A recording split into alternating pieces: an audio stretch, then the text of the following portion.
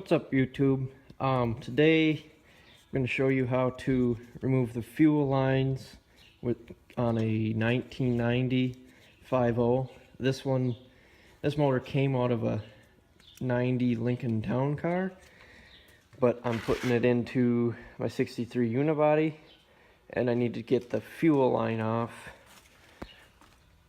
It has a quick disconnect.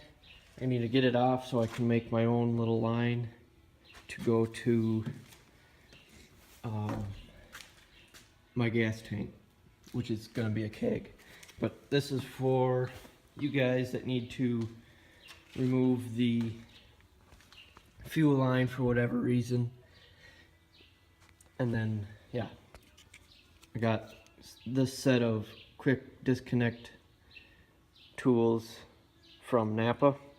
They were, I think, $6, not very expensive.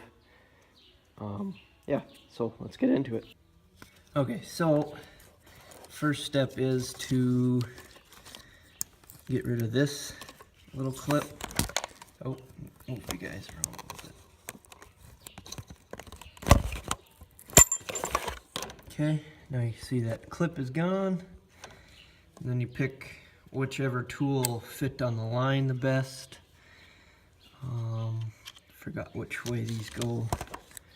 I think these go this way. Yep, right in there. You gotta kind of push the line together towards the tool a little bit, and that pulls right out, just like that. Now I probably have to move my line down underneath a little further to get it out of the way enough.